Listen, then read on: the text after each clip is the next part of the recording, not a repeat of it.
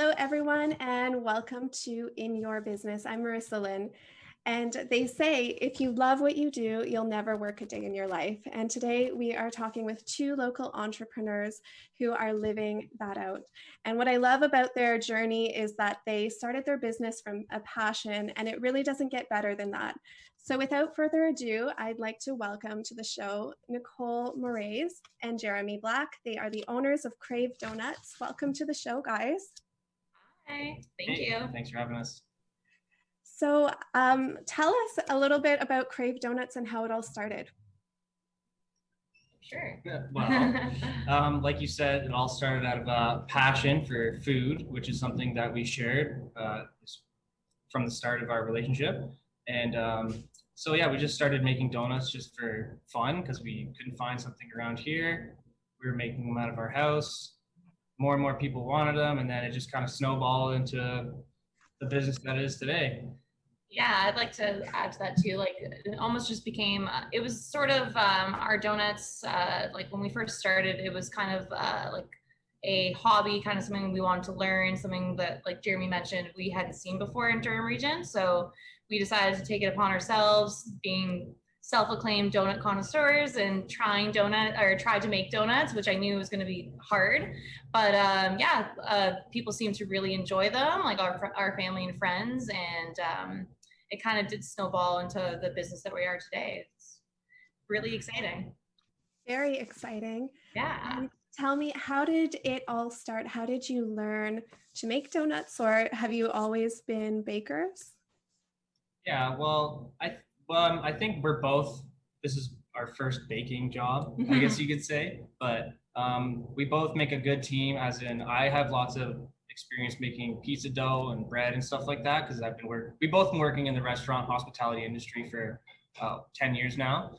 But Nicole more has the creativity side where she focuses more on the flavors and the profiles of the flavors and all that, how the donut will look. And then I'm more on the production side. I make the dough and figure out how we're going to produce all these big numbers. But it was a lot of trial and error for sure. Definitely. Wonderful. So Nicole, you mentioned to me that you and Jeremy traveled across Canada to learn about just like different, is it donuts, or what did you learn when you traveled across Canada when you were learning about this? Yeah, we kind of wanted to move, just travel all around Canada because we love our country and we wanted to see like what donuts like other provinces had to offer. So we were out in Vancouver and in Calgary and doing all the things out west. So just like taking all the experience that we learned from out there and working within the industry over there gave us a lot of knowledge and experience to kind of come home and be like, let's start our own thing. And yeah. Okay, and your backgrounds are in hospitality, is that correct? Yes. Okay. I went to Durham College here in Whitby for the hospitality and restaurant management program. Okay. Yeah. So when you came back to Durham region and you had all of this experience and passion, you decided donuts. So what was it about donuts that you love? I think for me, it was mainly just the idea of like not being able to get them around here. I find it was kind of like, of course, we have our main chains that obviously sell donuts too, but something different. We wanted to bring something different and just different to Durham region, and we thought like gourmet donuts that are like different flavors would be something that I think people around here would really like. And it seems to be like that. So for sure, and people are loving it. So you've had a lot of growth within the past year. So tell me, what has it been for you guys over the past year? You went from catering and or why don't you tell me what your journey was like? So you when you came back, you started offering your donuts through a catering service? Yeah. So we came back from out west and we decided just to kind of obviously take on the task of learning how to make our donuts. And it was a lot of recipe testing and lots of trial and error, like I mentioned. And then, yeah, we decided to start selling them because people seemed to really want to buy them. And so we were doing like small weddings, just like small gatherings, like under like between like 50 to 100 people, nothing too crazy. And I guess just like the word of mouth and everything kind of just brought the donuts to everybody's attention. Yeah, and like, well, we started from catering. I think our first initial idea was to just be a general catering company. Our first business name was Crave Catering, and then we did a big donut order, and then that's when we realized, okay, maybe we should just focus on one thing and do it really well. And then that's when we decided to stick with the donut route. And then past the catering, we began to provide wholesale to other cafes and bakeries and stuff like that, as well as the pop-ups as well. Yeah, like Jeremy mentioned, I think the pop-up markets and like the farmers markets that we were doing really got our name out there and really helped us kind of establish our brand and kind of what way we wanted to go. So when it did come to find a store, we were kind of already ready for that. And what was the pivotal moment for you to decide to open up a storefront? I don't know if there really was a pivotal moment, because it was more of like a steady progression to the point where we just couldn't handle the amount of people that wanted our product. We knew we needed a store, but we didn't have the finances yet because we were such a small business, so we just kind of reassured everyone that we're working so hard to produce more, but you got to be patient with us. Lots of big lineups, and some people unfortunately didn't get donuts in those big lineups, but hopefully now they're able to enjoy them. So yeah, I don't really know. Yeah, I think the moment where we realize, we're selling out within maybe 10, 15 minutes after setting up our pop-up at a market, it's like maybe there is such a big demand. Yeah. So it's kind of like those little moments throughout the first year of our business, kind of just being like, maybe we should open a store. And then also everybody, all the support of the community being like, open a store. So that really kind of pushed us to be like, let's save our money and let's see like what resources we can use from the community to see if they can help us open a store. And yeah, we definitely got there. So super exciting. Fantastic. All right. Well, you did open the store, and prior to the pandemic, you guys were having lineups outside of your store, and you would sell out. So tell me what it's been like for you guys since the pandemic. Have you had to implement any changes? And what did you guys have to go through with rethinking how you offer your service or your product?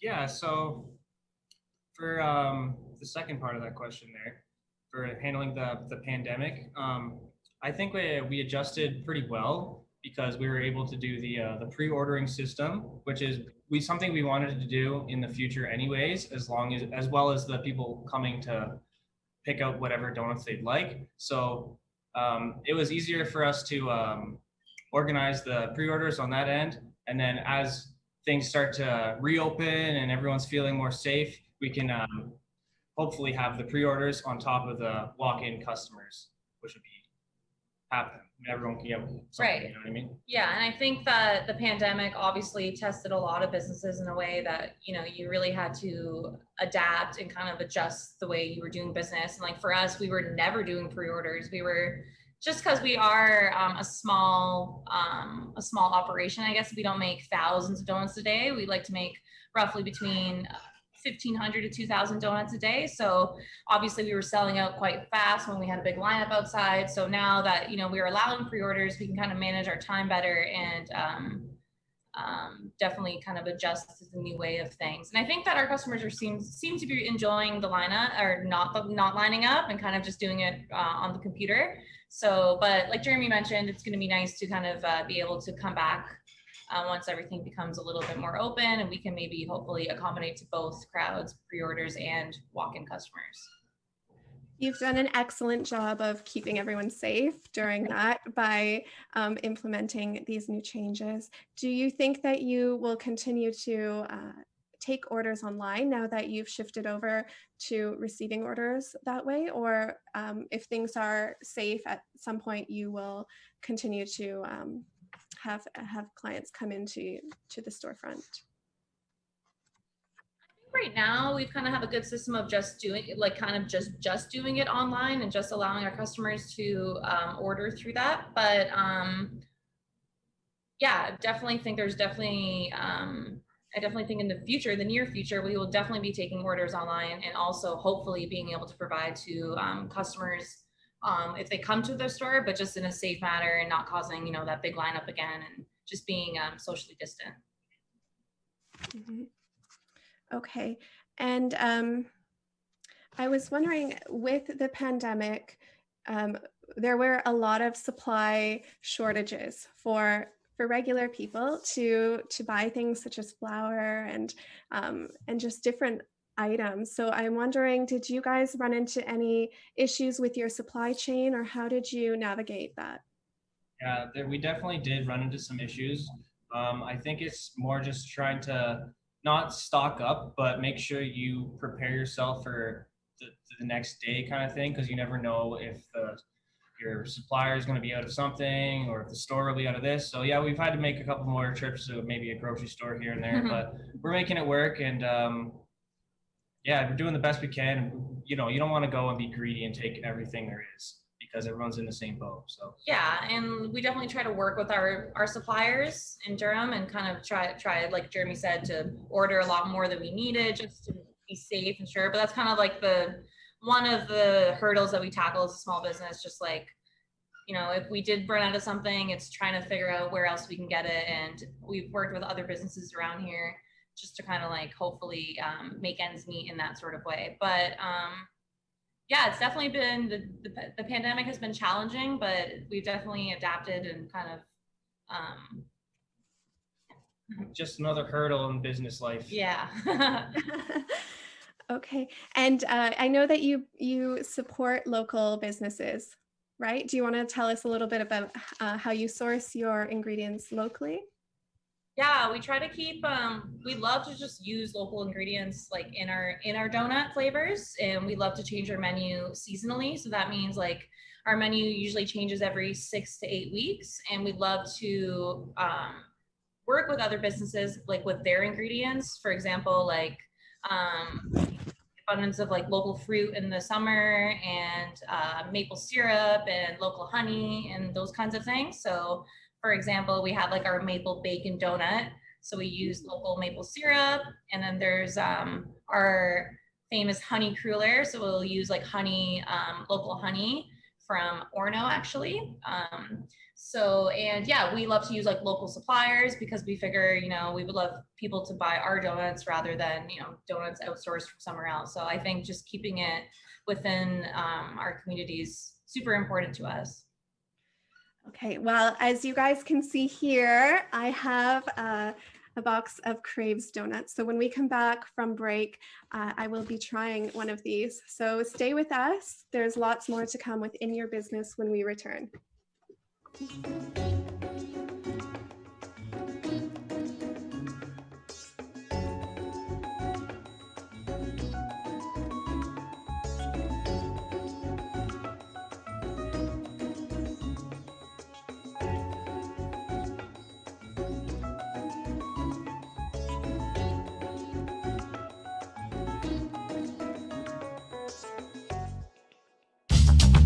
This program is brought to you by Ignite TV. Now you're in command. Visit Rogers.com for more details.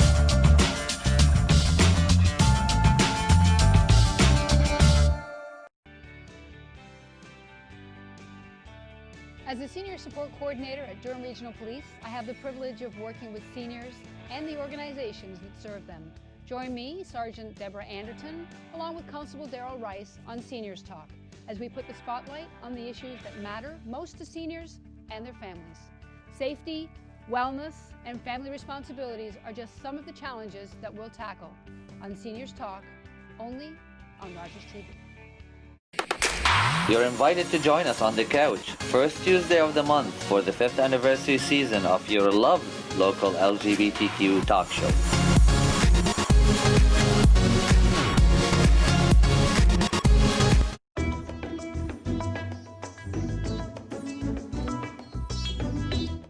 Hello, welcome back to In Your Business. Today we are talking with the owners of Crave Doughnuts, and I'm so excited. I treated myself to a dozen donuts from Crave today, so I'm gonna try one of these for the first time. And can you guys tell me what these donuts are? Like what are the different flavors here, and which one should I try first? Sure, yeah, of course. So the chocolatey one in the corner there, that's our Crave Crunch. It's kind of our take on a Boston cream, but it's obviously better.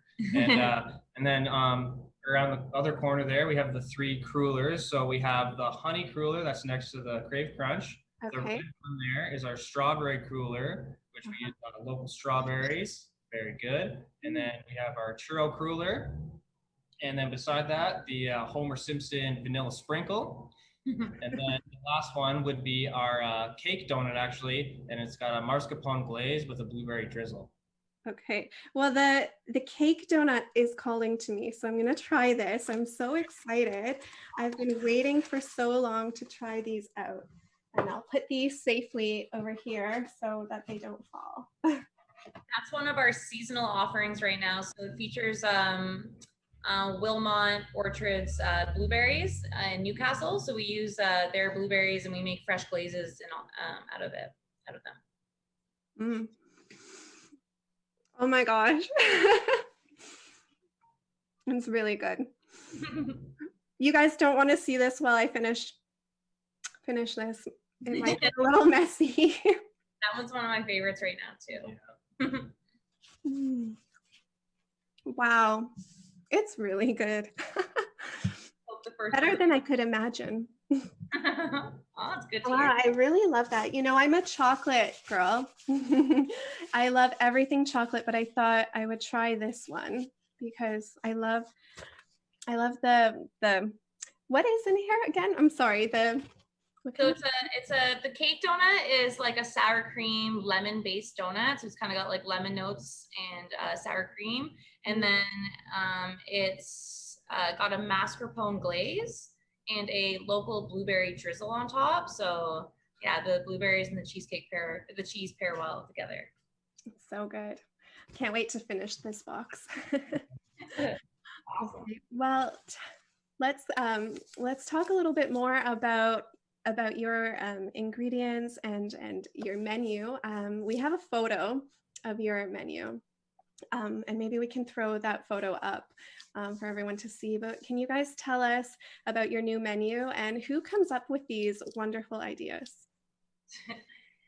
Yeah, I'm glad you like the new menu. So we do it together. We definitely, like I said before, we kind of take on inspiration from the local ingredients available, and then also kind of just like what's in season right now. So yeah, right now, like butter tarts are really popular in the summer. So we thought, let's make it into a donut. So Jeremy can tell you a little bit about the butter tart donut because that's kind of your thing, right? Yeah, well, I think we originated it because we were in a butter tart festival, something that they're pretty popular, especially in the east of Ontario here. So yeah, we just created a butter tart donut, and now it's like a fan favorite. Yeah, so, it's definitely a fan favorite on the menu right now. Yeah, when it comes around, people are really, really excited about it. Wow, I'll have to come back and try that. Definitely. And then like what else is on our menu right now? We have like the donut that you just had is a seasonal one. So the blueberry mascarpone.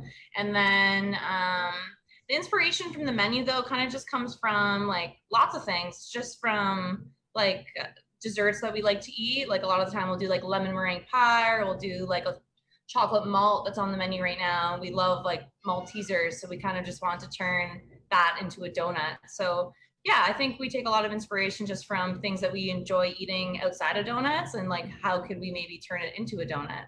So that's a lot of fun, but it's mainly like a team thing that we do. We kind of just all brainstorm ideas and thoughts, but ultimately I guess that Jeremy and I are the ones that create the menu at the end of the day. Always open ideas. Yeah, and we always take customers' input too. They always shout out some good ideas. So that's always fun too. All right. Well, along this journey, You have experienced some wonderful successes. The number of people who are loving your donuts, that's a huge win for you guys. And to grow a business out of passion is amazing. Can you tell us what some challenges have been for you guys since starting out? Sure. Well, there's always going to be challenges in every business, I'm sure. But I think the initial challenge was just figuring out how to get the donuts to look all the same. And, you know, it's like dough is a tough thing to work with. I feel like donuts is halfway between baking and halfway between cooking, because baking is an exact science. If you get one thing wrong, you have to start over. And cooking, there's always a way to fix and adjust it. So it's right in between. So yeah. Yeah, and let's see, that was definitely a big challenge. Just like making our donuts and getting them right, and making sure that they're consistent every day. And that was probably one of our biggest challenges. But I think just having a small business is obviously a challenge in itself. Like just like balancing that with your regular life and making sure all your employees are happy, and just that has definitely been a challenge that we have faced, but we're learning as we go. And I'd say another challenge too is keeping up with the demand. Obviously, that is a big challenge that we have faced day to day, but it's something that we try to always voice to our customers that we are a small business, and we like doing things the way we are doing things, and we like keeping it small. Even though there is a demand, we're obviously excited to grow, but that's definitely been a challenge that we have faced, just kind of dealing with that demand. But that's the biggest challenge for sure. But we're dealing with it every day, and I think that as the months go on, we're getting better and better at it, which is relieving. How many donuts a day are you producing? We produce from anywhere from 1,500 to 2,000. And you're sold out within minutes. Yeah. So can you tell that the people who are watching, what is the best way to order from you? Our website, definitely. So okay. CraveDoughnuts.com. If you just head there, you can always order online there. It's on a next day basis, which means just order the day before if you want to pick up the next day. And I'd say that's the best way to order. Otherwise, shoot us an email if you have any questions about anything like that. But yeah. All right. Well, during this pandemic time, did you find that there was that business stayed the same, consistent, or was there a drop in the number of orders that you were receiving each day? I feel like we had so many people that would either see the lineup, or they just knew that we were so busy. They were kind of, okay, I'll just kind of wait it out a little bit. And then they took the opportunity of the pandemic to come back. So it's like we were seeing lots of return customers when we were open, and then after the pandemic we were seeing like new faces and different people trying our product. So I didn't really see it in that sense, but I did see like a different flow of people. Definitely. Maybe a different demographic too, slightly, like a little bit of different age group, maybe a little bit younger are doing the pre-orders because they're a little more tech savvy, and people a little older might prefer coming up and just picking whatever they like to see in front of them. Sure. Well, it's so good to hear that your business is doing well and that you're thriving even during this unfortunate time. So it's really great to hear that. Do you have some advice for entrepreneurs who are starting out, or they're on just the journey of entrepreneurship? Definitely. Don't get discouraged. Work hard, always pays off. Even if your business fails, you learn so much from going through that business. If you try your business again, you're going to have all that knowledge that you gained from the failure. So it's, you can always use anything you do, as long as you just keep working hard and just don't give up, and you will accomplish it. Yeah, and like Jeremy's saying too, like I've learned that little daily failures might discourage you, but at the end of the day, it actually just makes us better. And I've definitely learned so many things so much from the little things that happen daily that like feel like the world's ending, but in all reality, you know, we kind of just come together and we grasp it, and we can always just learn from that experience. So I'd always say, just, yeah, like Jeremy said, never give up, and just always stay super focused on what you want to do. Okay, and Nicole and Jeremy, do you can you tell me what you think the future holds for Crave Doughnuts? Definitely. I could see a bigger location somewhere down the line for sure. But as far as the future holds, we don't plan too far in the future. We're just kind of enjoying the ride, and yeah, we're just rolling with the punches. And yeah, I definitely see us growing. That's for sure.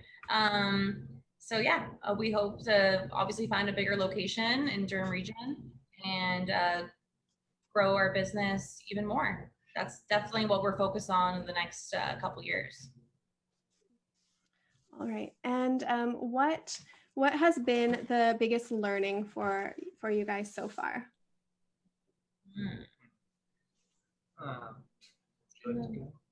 I think the biggest thing I've learned so far from having our storefront is, I say, just like the importance of take like Jeremy was saying before, kind of you know, growing our business, but also enjoying the ride and not, you know, rushing into things as much. Like I've realized that that's gonna only help us in the future. So I think just taking it slow, but also being focused is something that I've learned a lot over the last few months or the last 9 months of having our store. That's, yeah. Definitely. I would say that for learning, I don't know, it's just more of like little things you learn every day within your business, and just like learning how to run a business, because I've never ran a business before. So yeah, that was a big learning curve. Yeah. Just doing that and managing a team and you know, just everything in that, and then balancing our life outside of Crave is obviously a challenge, but it's so rewarding in the end, and we love it. So good to hear. It's so good to hear that entrepreneurs that are young like yourselves are living out their passion and learning along the way as you go. So that's really exciting. We only have about a minute left, and I have just one more question for you guys about the flavors that you've created. Are there any flavors that you've tried that maybe haven't been such a success? There was one actually that I took full credit for. It was I wanted to make a spin on a everything bagel with cream cheese, but like a sweet and savory kind of version. And I think maybe it's just it's not everyone's thing, but yeah, it wasn't a huge hit. So the everything bagel, it had a cream cheese glaze and everything bagel season on top. But I definitely think we brought that idea to the drawing board. All right. Sorry, guys, I have to jump in. We're all out of time, but thank you so much for taking the time to join us today. It was great to hear from you, and tune in again next week for another episode of In Your Business. Until then, I'm Marissa Lynn. Thanks a lot. Thank you.